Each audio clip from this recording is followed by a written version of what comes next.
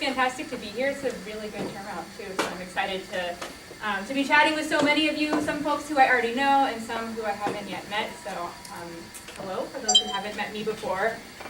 So yeah, my name is Morgan. I'm at the Follette School. I'm also an affiliate with the Nelson Institute, Sustainability in the Global Environment. And today I'm going to be talking about a collection of research that's all on the theme of carbon dioxide removal. So what are the potential opportunities for these methods to form part of the solution to the climate crisis? What are some of the risks? And how can we sort of think about managing those from a public policy perspective?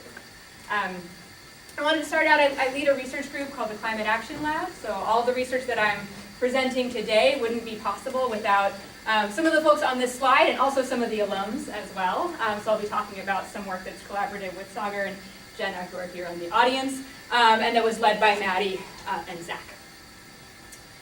Quickly, I wanted to give a little bit of an overview of some of the other things that we work on beyond carbon dioxide removal. So I'm always excited to chat with folks who might be interested in talking about collaboration opportunities. And we work in a couple of different, really broad research themes. And the first that will be related to what I'm talking about today on carbon dioxide removal is sort of a broader program of research thinking about climate innovation. So how can we design tools, think about and understand how novel climate technologies might form part of the solution to the climate crisis. So we do a lot of work on CBR, but we also think about other kinds of novel technologies, including fusion, some difficult to decarbonize sectors like advanced aviation, hydrogen economy, and a lot of the work that we do here combines some modeling, like the work that I'll show later, but also data analysis, trying to track how are these systems and supply chains developing today, and how does that development compare to what we might need to see these technologies often really rapidly scale up to address the climate crisis. On the flip side of that, we also do a lot of work on fossil fuel infrastructure transitions.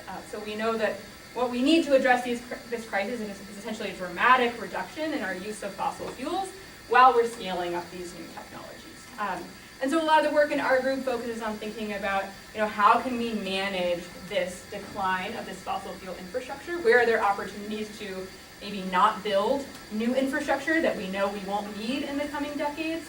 What are the risks if we fail to do that?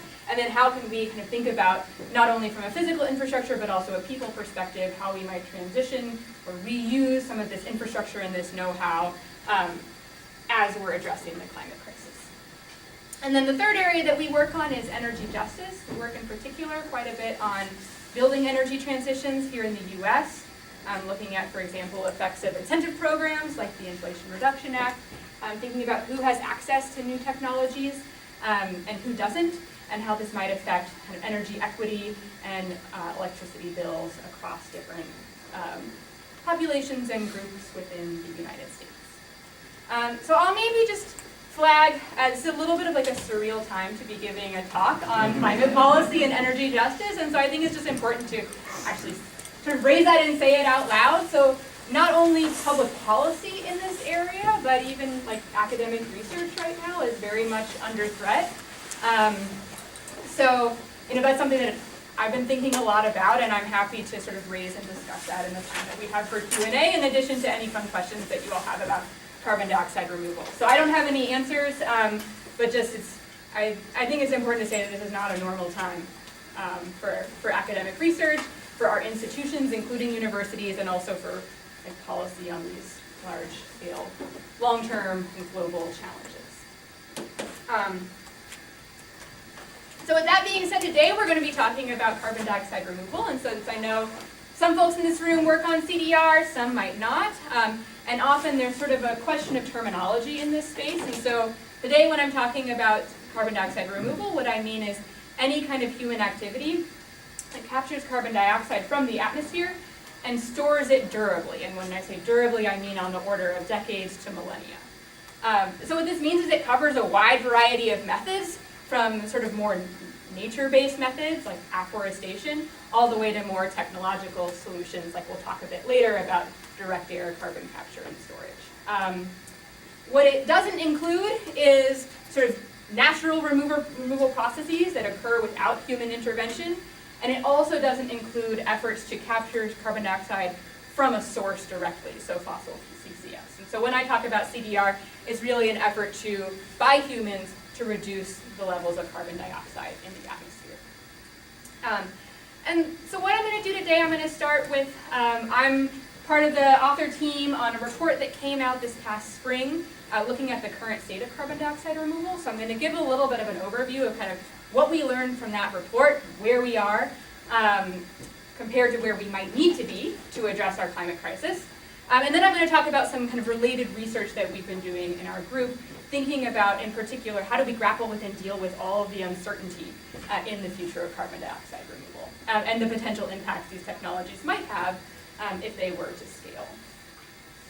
And so again, one of the sort of things that we wanted to do as we were writing this report was to be really broad in terms of the types of methods for carbon dioxide removal that we considered. So there are a lot of efforts that focus on one particular set or class of methods, but I think that there's a lot that we can learn by considering how these methods might function collectively as part of a climate solution. And so again, this is everything from afforestation and reforestation. There's been a lot of interest in biochar more recently, all the way to things like bioenergy with carbon capture and storage, or direct air carbon capture and storage. And these methods vary across a whole number of different dimensions, how ready they are to scale, what their costs are, what the mitigation potential of them might be if they were to scale up, and then also the time scale of their storage, so how durably the carbon dioxide might be stored in different reservoirs. But here in this report, we're taking sort of this broad view across all of these different methods. And so one key takeaway, and this may or may not be news to folks in this room, but carbon dioxide removal is basically a feature of all scenarios that meet the 1.5 degree Paris goals, in addition to rapidly reducing emissions. And so what that means is we know we need to reduce emissions from fossil fuels and from other sources, and there's a huge uncertainty in the amount of CDR that we might need, but that amount is basically not going to be zero, which means that even if that we need to be thinking about carbon dioxide removal as part of the story, even if it's most definitely not the entire picture. And just to drive home the fact that it's not the entire picture, if we compare where we are today in terms of global greenhouse gas emissions, so around 55 gigatons CO2 equivalent per year, current removals, these are those human removals, counting as CDR, around 2.2 gigatons per year. And some of the most sort of more sustainable scenarios for how CDR might scale up by 2050, they put those removals at something like 7 to 9 gigatons CO2 per year. So this is considering scenarios that don't, for example, have huge trade-offs between land, water, and food systems. So this number is quite a bit less than this number, and so what that means is that this is a piece of the puzzle that we need to think about. Obviously, because climate change is sort of a problem of cumulative carbon dioxide, it means the more that we can reduce emissions and the more that we can remove, sort of every year counts in this problem. So it'll be important for us to think about scaling CDR regardless of exactly how much we might need in the future to address climate change. So another key takeaway is that the vast majority of removal that we see today is from so-called conventional methods. So this is things like afforestation and reforestation.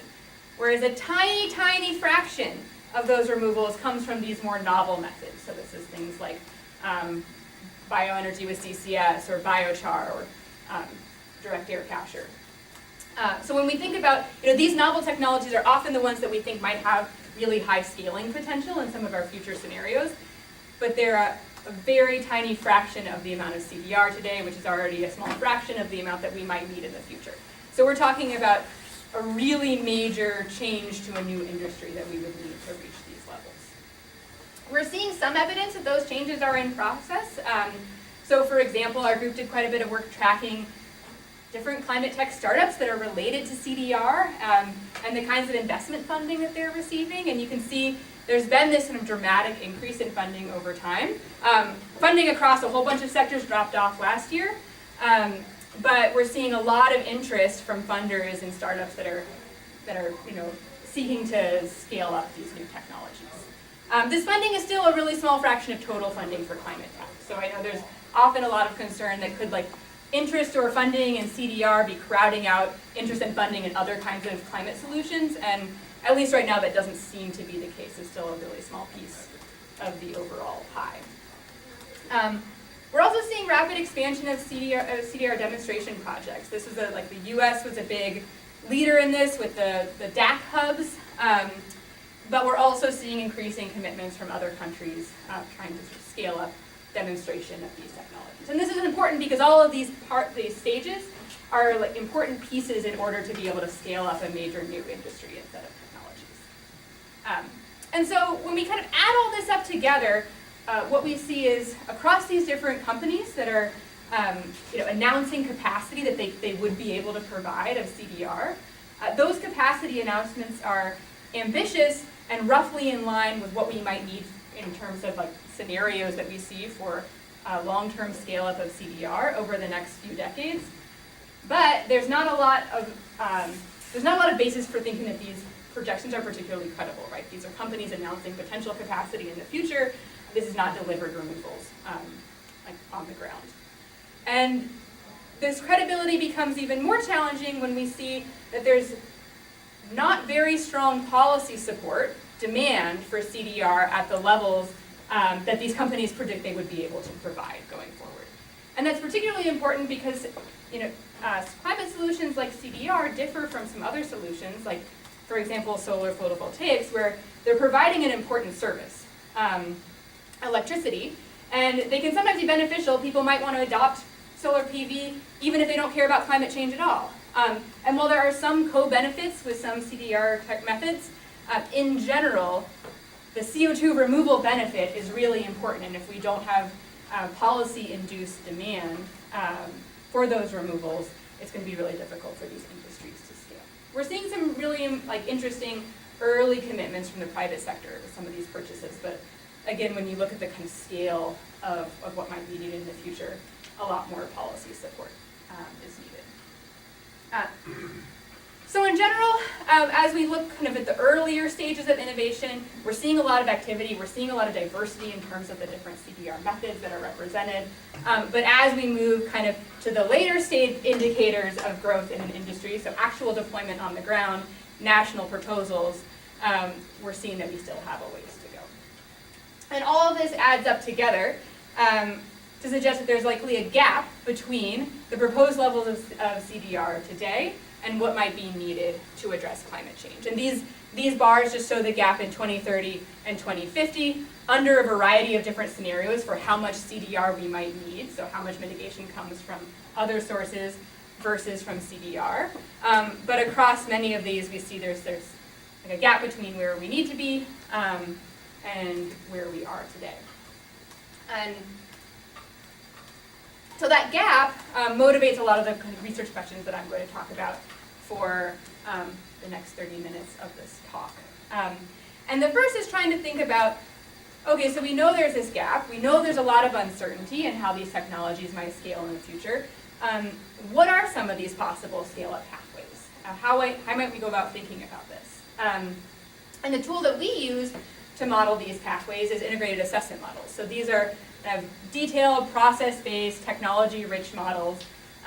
They represent kind of the climate system, energy system, socioeconomics, land and water, and importantly, the interlinkages between them. And so these are the models that are, when I was showing all of those scenarios, asking the question of like, how much CDR might we need? These are often the models that are used to answer that question. They're the models that are used by the Intergovernmental Panel on Climate Change synthesis reports. They're used in many national climate assessments and setting long-term climate strategies. So we wanted to work with some of these models to try to understand how might we better represent limits to CDR scale up. And the model that we use is called the Global Change Analysis Model, or GCAM, and so that's developed by Pacific Northwest National Lab here in the US. So it's like the major model that's used in a lot of US climate policy setting. But these models have been shown, and this is not just true of integrated assessment models actually, but like much more broadly kind of energy systems and energy economy models. They're not very good at predicting technological change. And not always in the same direction. So they tend to be often overly pessimistic about growth in some technologies that we've seen have like really rapidly taken off, things like wind and solar. And they tend to be overly optimistic about some of these kind of larger, more infrastructure-intensive technologies, things like nuclear and CCS, that have proved much more difficult to scale. And they also differ quite a bit in terms of like the level of ambition they sort of think is feasible across different types of strategies. So for example, these models tend to be much more optimistic about a large-scale intervention like CDR, and much less optimistic about other kinds of large-scale interventions, for example, major changes in energy demand and energy efficiency. So these sort of limits to these models are particularly challenging because we know that scale-up of novel technologies is so important for addressing the climate crisis. So I often hear people say, like, we have all the technologies, we just need to build them.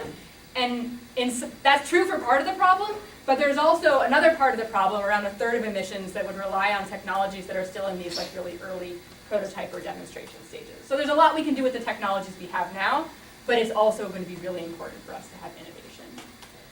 But when we look at these early stage technologies, there we have very little basis for how we might predict how they might grow over time, right? So there's really almost no history of costs or scaling that we might use to try to project out into the future.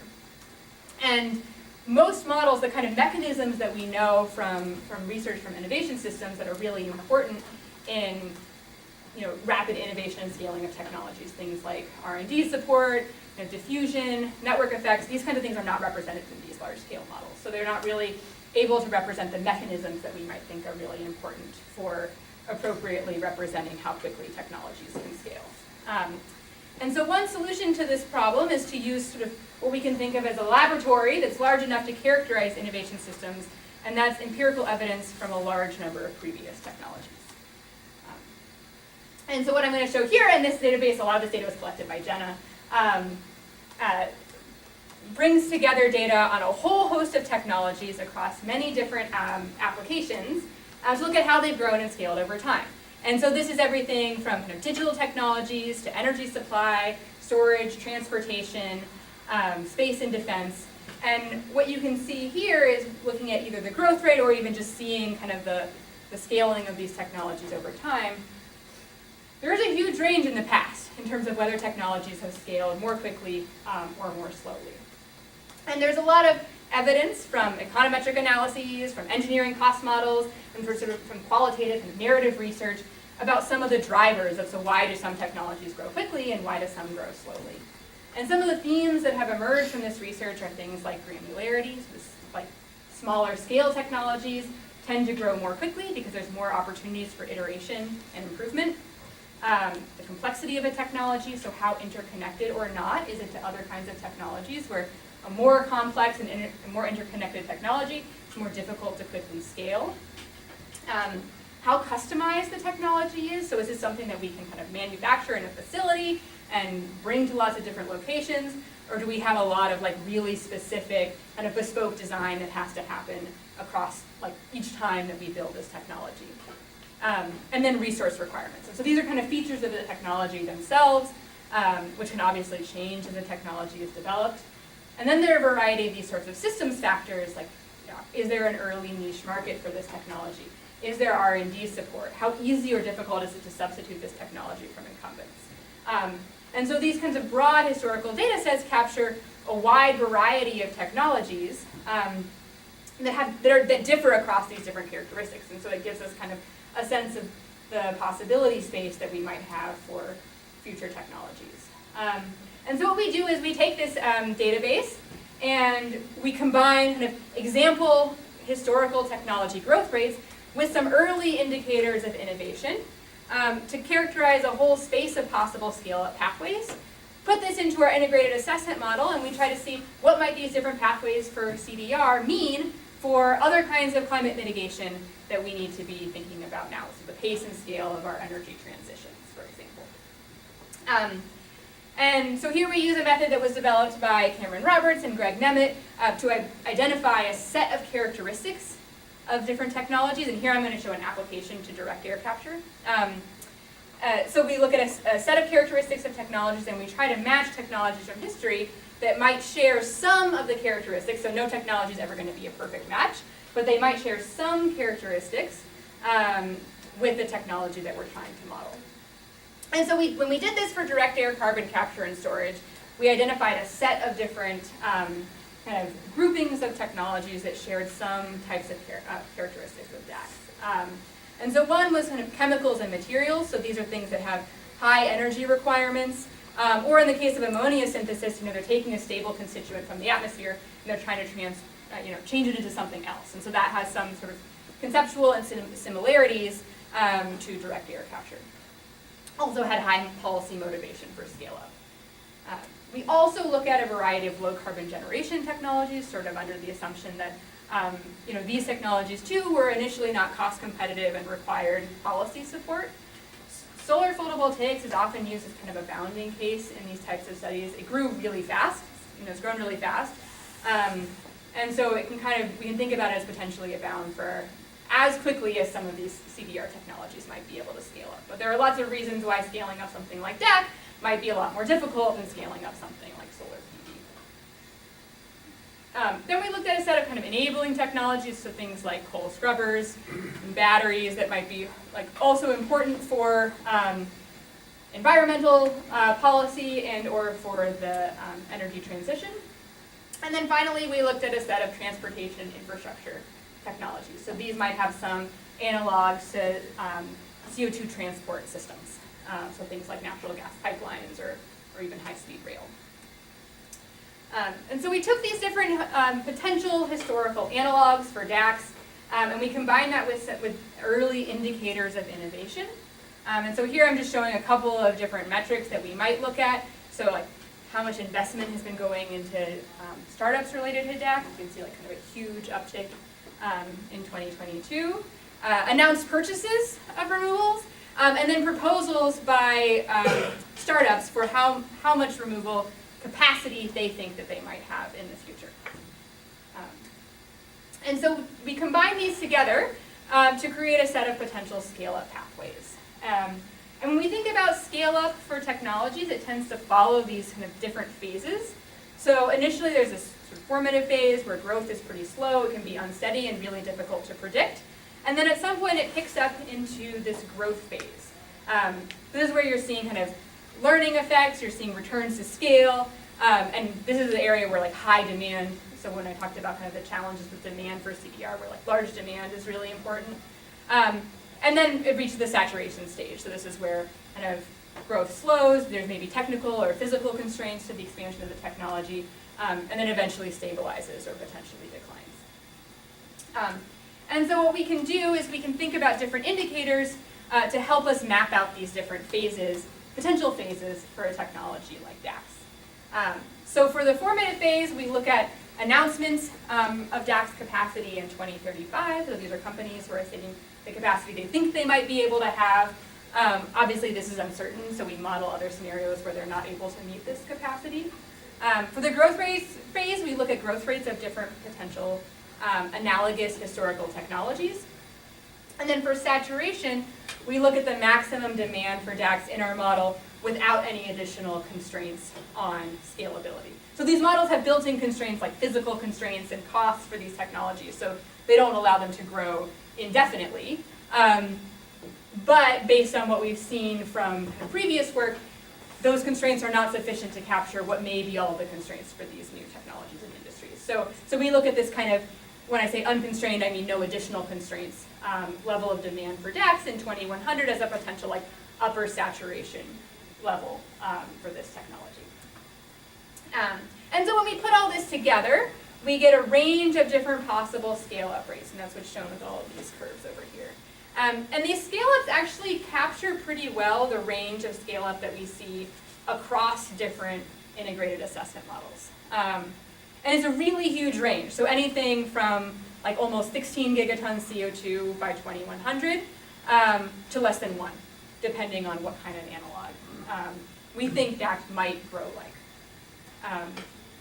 And so when we put these scale-up rates into our model, we can then understand what they might mean for other features of the energy transition. And this is one of the advantages of these kind of interconnected models, is that when you can change one element and you can see how it might affect other important elements. And so when we do this, then the first big takeaway is that the feasibility space for CDR is very large. So this is showing all technological CDR, not just DACs. And so what this kind of wide range means is that there might be there's some substitution across different CDR methods, but if you have uncertainty in a really key technology like DACs, you still see a large variation in how much CDR you're getting in these models. So it can't just be made up for by other technologies. These bars show kind of variation across a number of different metrics, but I'll just highlight that like a key takeaway is that more DACs does enable like more residual use of fossil fuels, and that of course carries a variety of like social, political, economic implications. But in particular, fossil fuel use in some of the like areas that are seen as difficult to decarbonize in transportation and industry. There's not a very large effect, so that's that second to last bar over here, there's not a very large effect on renewable energy. Meaning regardless of how direct air capture scales, we still need a huge deployment of renewable energy. And that's both because to meet these climate policy goals, we kind of already need to like be moving as quickly as we can on those technologies. And it's partially because direct air capture is very energy intensive and that energy has to come from somewhere.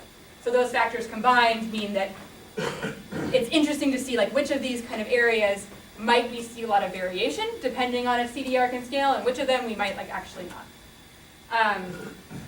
We also see a little bit of, I said there's definitely not complete substitution across different CDR methods, but we do see a little bit. So the key takeaway here, this is global distribution of direct air capture. These are least cost models, so of course where these technologies are deployed in reality could be different from where they're deployed in these models. But following this sort of least cost paradigm, this shows where we might deploy direct air capture to meet these targets. And you see in general kind of a corresponding reduction in the amount of bioenergy with CCS, which suggests that direct air capture could play an important role, for example, in sort of alleviating concerns about land use change and food prices associated with a major upscaling of bioenergy. So some key takeaways when we're thinking about DAC scale-up. The first is that there's a large amount of variation in growth across historical technologies, and it's driven by a lot of different factors. And what that means is we can use this kind of historical data to improve our modeling of model technologies, and better capturing what might be our potential uncertainty space in how quickly those technologies can grow up. And when we apply that approach to direct air capture, we find that adoption rates for this technology can vary really meaningfully across analogs. So if we think that direct air capture might be, co-siting with storage might be really difficult, we're going to need a lot of CO2 transportation infrastructure, well, those kinds of technologies tend to scale really slowly. It might be really difficult to reach scale. Whereas if we look at some other analogs, we might be able to see stories for how policies or how development in these technologies could help us move in a direction where they can scale more quickly. But given all that uncertainty, another project, and this is led by Maddie Bindle in the back, given that there's so much potential uncertainty in how much CDR could scale, I think an important question to then ask is what if we're wrong about the future potential of CDR? And we don't ask these questions nearly enough in these models. Usually the model says here's the plan, let's just assume it all works out. And so as Maddie can attest, it was actually kind of a pain in the butt to get the model to do this. It's not a thing these models are naturally designed to do. But when we're asking this question about what happens if we're wrong, this kind of naturally brings up a decision analysis style framework. And so we break this into a simple two-stage decision problem. So the idea is first, policymakers decide if they're going to plan for a high or low CDR future. So do we think that will be able to rapidly scale up carbon dioxide removal from a variety of technologies, or do we think the feasibility of CDR is relatively low? They'll plan their mitigation accordingly, and then at some future stage, they learn whether or not that potential can be realized. So it might be that we're planning for high CDR, and we realize that's feasible, and in that case, we don't have to adjust our scenario. This is kind of this plan for high CDR, and you're right, is sort of the classic scenario that you see in these models. Or you might plan for low CDR, realize that in fact it's difficult to scale, and then you're kind of in this world that we're calling plan low and right, So you plan for a low amount of CDR, and that's what's realized.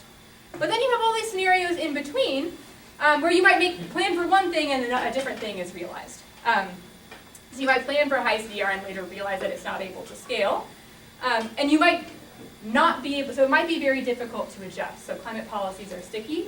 And at some point, it just becomes really difficult to squeeze out more emissions reductions from our energy and our other systems if you haven't been planning for those emissions reductions at the beginning.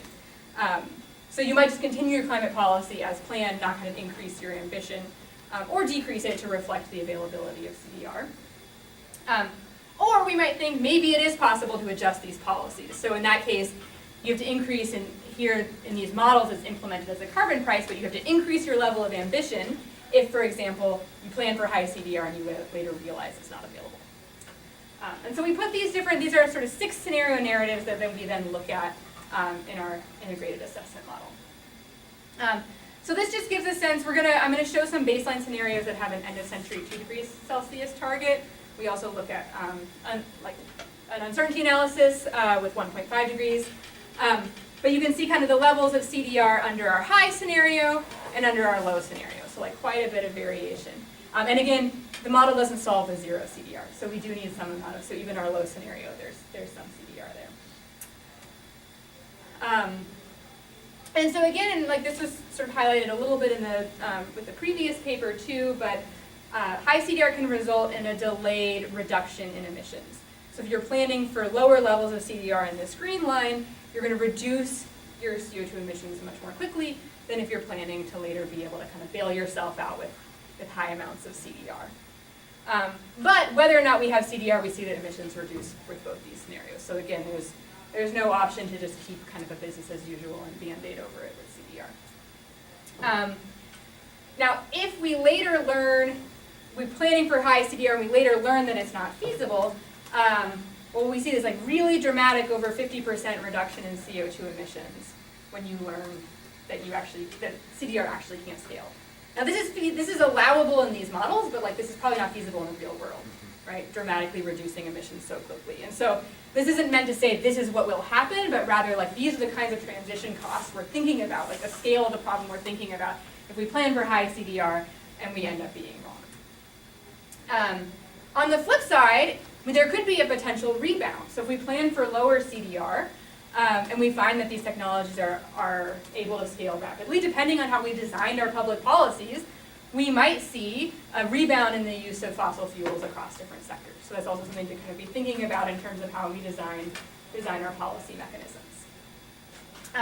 This is what this looks like in terms of temperature change. So all of these scenarios, these 4 scenarios by design, meet an end of century temperature target of 2 degrees. There's varying levels of overshoot depending on how much CDR there is, right? So lower amount of CDR means that there's lower ability to overshoot and then return to your lower temperature level. If CDR doesn't scale as planned and we can't adjust our policies, then we see a really dramatic overshoot of our temperature target. And so that's what's shown here in the red line. On the flip side, if we plan for low CDR availability, and it ends up being that we are able to scale these technologies, we can dramatically overachieve our climate target. So here, we set an emissions policy designed to achieve a 2 degree target, and if CDR ends up being able to scale, we can get to basically 1.5 degrees. So like these are really big differences that we're talking about, not really small variations. So in terms of fossil fuel electricity generation, again we see the sort of the same story as with overall emissions, that planning for high CDR means a delay in the phase out of fossil fuels. And if then we find out that these levels of high CDR are not feasible, it would require a really rapid reduction in the use of fossil fuels. And again, possible in this model, not really possible in the real world. But one way of kind of measuring that, like the scale of those challenges, is to look at stranded assets. So these are kind of looking at all the fossil fuel assets, how many of them, what fraction would have to be retired ahead of schedule in order to meet these policy targets. And so basically what we see is if we plan for lots of CDR and we're wrong, we're going to dramatically increase the amount of stranded fossil fuel assets. And that's important not just because we care about fossil fuel companies and their stranded assets, because these stranded assets represent, employees and workers and like challenges of transition. So buried in this sort of metric is a lot of other things that we care about as a society. So on the flip side, as I mentioned, like with wind and solar, there wasn't that much change. And even if we look across like low carbon technologies more broadly, there is a kind of uptick in the amount of investment that we would need if we are planning for high CDR and we realize we're wrong. But again, across all these scenarios, we see like we need a really dramatic increase in our investment in low carbon technologies to meet these climate targets. One thing we tried to look at is sort of thinking about like what do these sort of costs potentially mean on a regional scale. And so like here I'm showing the total positive and negative emissions for our high CDR scenario. But we tried to look at two different lenses of ways of thinking about the potential costs of being wrong about CDR. So the one here labeled C, this is thinking about if we learn that we're wrong about CDR, we have to reduce our emissions. Where do those emissions reductions come from? And again, this is in a least cost model, so this could be different in the real world than it is in the model. But part of what we see is that, well, we've squeezed out emissions from some of these other countries, and so what's left is in areas of the global south. So the kind of most like highest pigment areas in Africa, India, South America. So these are areas where we might expect, if we plan for high CDR and we're wrong, where these emissions reductions might need to come from. So that suggests that like the burden of being wrong about CDR is not borne equally all across the world. And on the flip side, if we plan for lower amounts of CDR and we end up realizing these technologies can scale, and we want to flex a little bit our emissions budgets to try to like enable, sort of provide more flexibility in energy transitions, some of that same flexibility comes from those same regions. So again, the upside benefits of planning for low CDR, but then later realizing it's possible to scale, you might build in some flexibility to emissions budgets in those same regions of the world. So some takeaways for thinking about designing robust climate policies. So again, there's large technological uncertainty in CDR. This means this is a problem of decision making under uncertainty. The costs of being wrong about CDR are really high. And I think often, people are increasingly realizing this, but for a long time this was sort of a buried artifact of these models, right? Where people would say like, here's our trajectory, our targets for reducing emissions from this sector or that sector.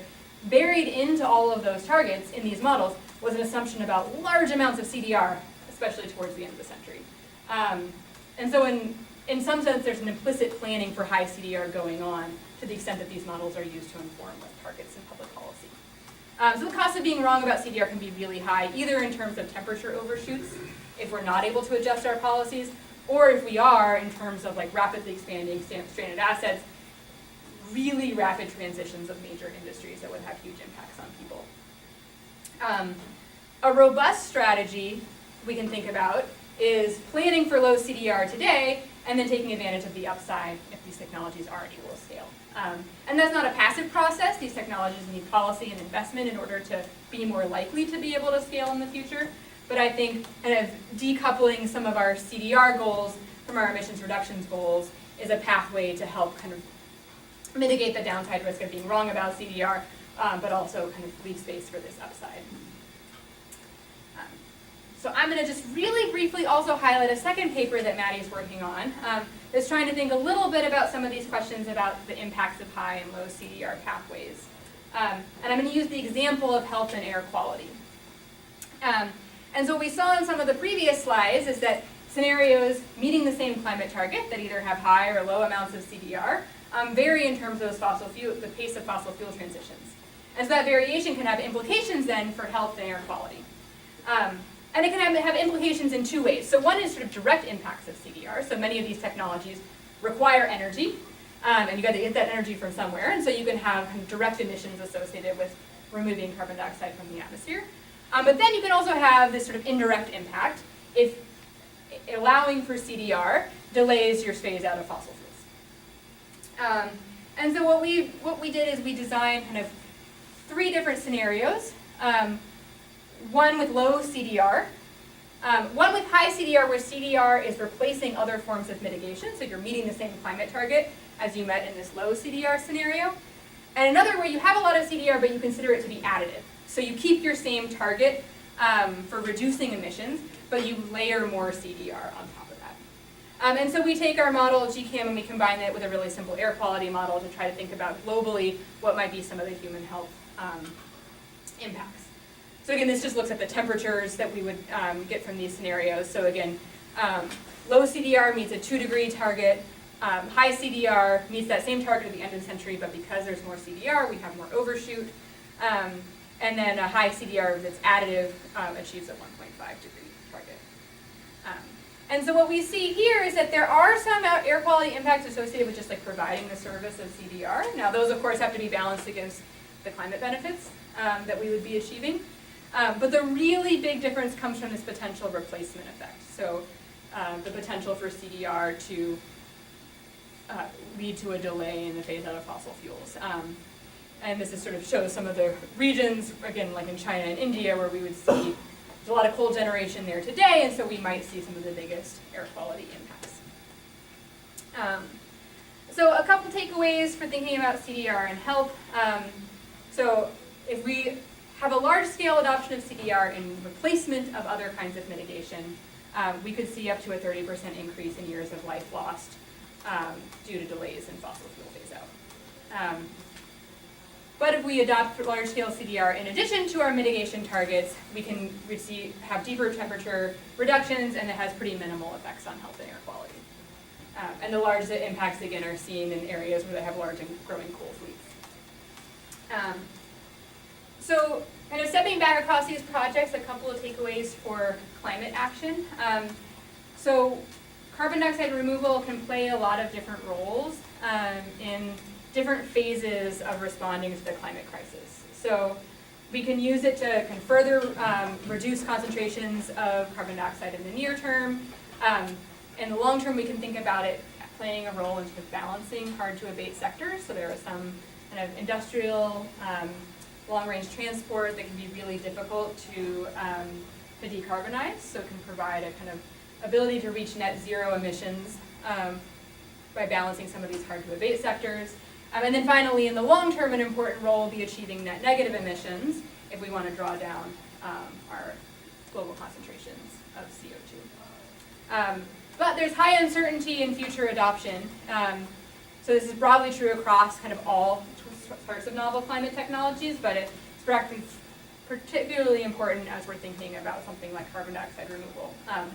And so it kind of highlights, these are sort of some examples that I showed today of sort of interdisciplinary approaches for thinking about and grappling with these uncertainties and the implications they might have for public policy. So I'll stop there and happy to take any questions. Great. Thank you very much, Monica. Really appreciate the talk. We do have time for questions. I'll let you call on people because then, you can't play favorites. Or you can play favorites, I guess.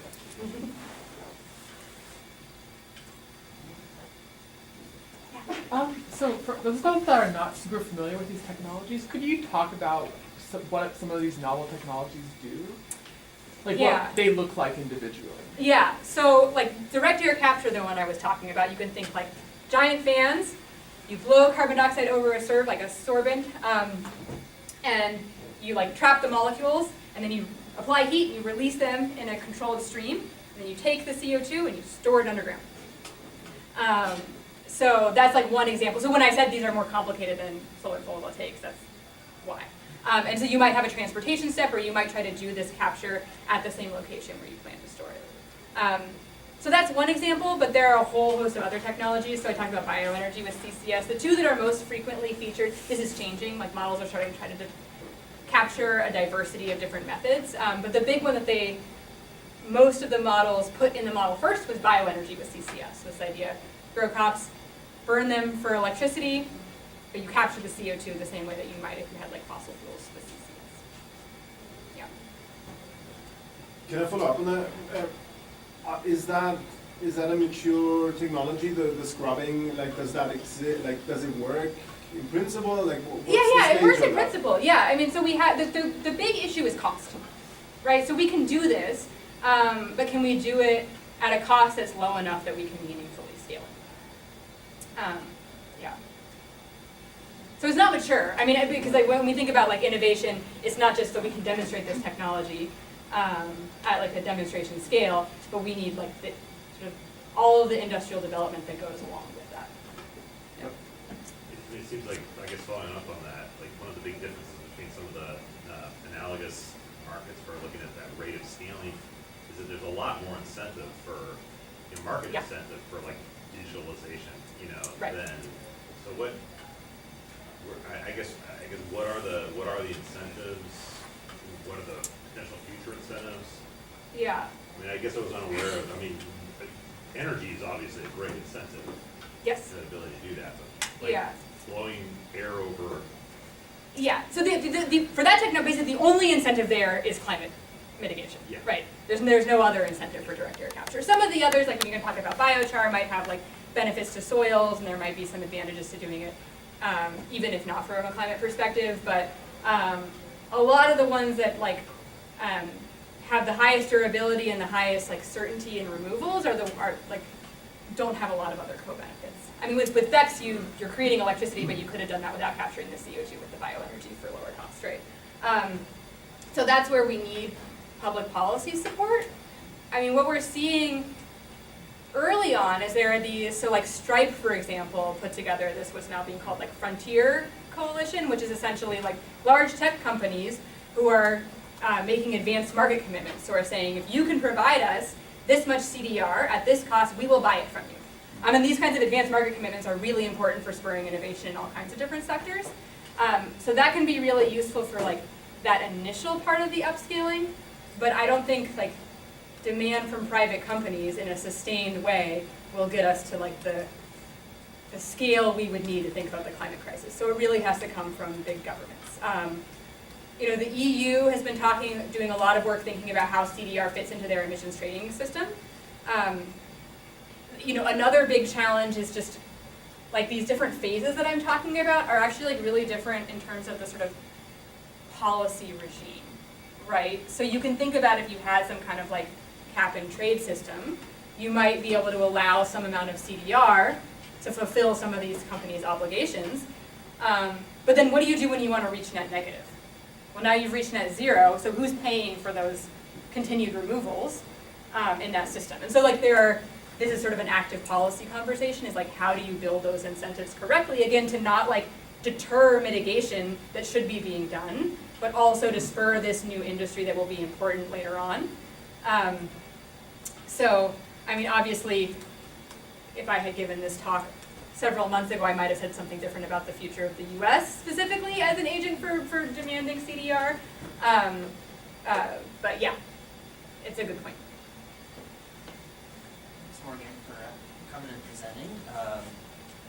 I wanted to turn this question to look to you a little bit about, since you mentioned bits and pieces of uncertainty. And so from the perspective of biological and physical scientists, especially in the carbon cycle. So for example, I'm co-authoring the U.S. Carbon Cycle Science Report, at least I think I am. See if I still am. And also writing a strategic plan for Europe's greenhouse gas monitoring. Of course, in both of those, carbon dioxide removal and what the science needs are came up a lot. And as we're mostly people who work on monitoring and verifying, and there's a little bit of a disconnect of understanding what are the actual uncertainties or science needs that would make your integrated assessment modeling more robust or make some of these policy questions more answerable. So what is your thought on that? Yeah, it's a great question. So one thing that I think a lot about is like, it's not universally true, but there is a little bit of this sort of, I guess, continuum of how expensive CDR is to do and how easy or difficult it is to verify. Where often like the really expensive technologies are relatively easy to verify. Like if you've done direct air capture, like we're pretty confident you did. I mean, there might be leakage from storage, and maybe there are people in this room who think about that, but like that's a much different picture from all the way on the other end. Like afforestation, well, we know how to do that, but verifying that it was additional and like understanding whether or not it's going to go away in the future, like those are really different problems. And then there's like kind of a set of methods in the middle where I think some of this monitoring is, from my side, and I'm not an expert in the monitoring side, but it seems like it's still really uncertain, and sort of understanding what might be possible and what would it cost to monitor at scale, I think is really important for kind of like putting these solutions in sort of a kind of a trade-off space and understanding which ones could provide what kind of, like what role they could play in public policy. If you do something that's really good but you can't prove it, like it's really challenging. Yeah. I have one clarification question and a follow-up. You had a map that was showing sort of the global impact for different regions. Mm-hmm. And the EU was it showed very little impact or very little carbon dioxide, at all. And I'm wondering, so it mostly was, in terms of impact, it was the global south, but in terms of contributions to, it was the U.S. and China. Why is EU not showing up significantly in some of those maps? Yeah, so that was in terms of the maps that were showing like the total amount of removals or the change across the scenarios?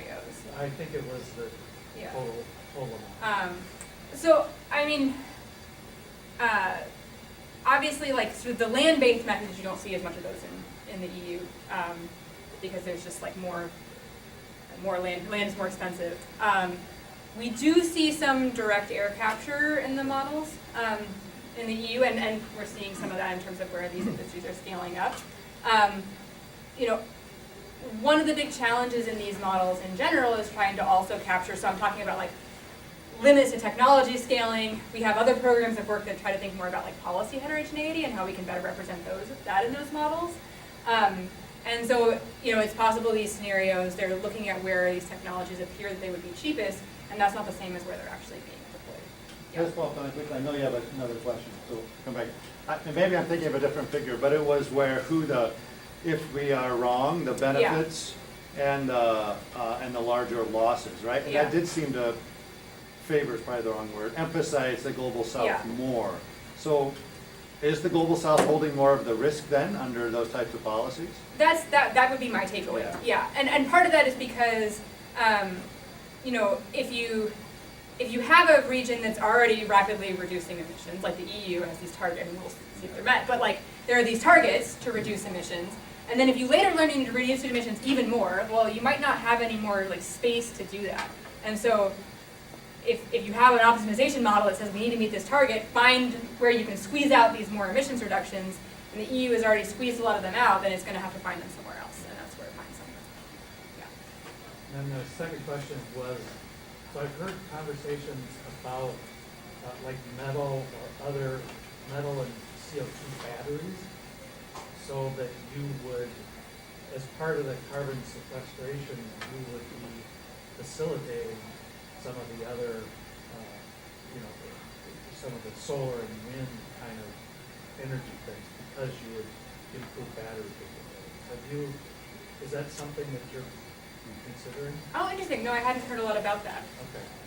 You're not talking about like compressed air energy storage. You're talking about something. Instead of compressed air, it's compressed CO2. Okay. And so they use it as a CO2 sequestering approach. I don't know whether it satisfies your long-term sequestering, but. So we haven't included it in the methods in the report right now. I guess we do include things though like durable wood products, which is so. I guess a question I would have is if that's scaled, how much CO2 would that actually be? Right. But it might be enough to be something that should be considered. Yeah. So I think they're thinking about it as coal plants are declining, you could be sequestering that and developing batteries. Yeah. We have a question online. In your model, did you consider the dynamic nature of AI need for data centers and the potential of hydrogen use impacting CO2 removal technologies? Good questions. So for AI, I would say, no, it's not explicitly in the model, like a dramatic increase in energy use from AI. Though I will say these models by default, and this is something that Greg Nemeth works a lot on, these models by default do assume a pretty steady increase in demand for energy. So it's not specifically tied to AI, but like I would suspect there's a potential to reduce our energy use more than these models predict, and so in some sense they're capturing growth in demand for energy from something that could be from AI or something else. But no, they don't explicitly have like a large increase in demand from AI. The second question was about hydrogen. Yes.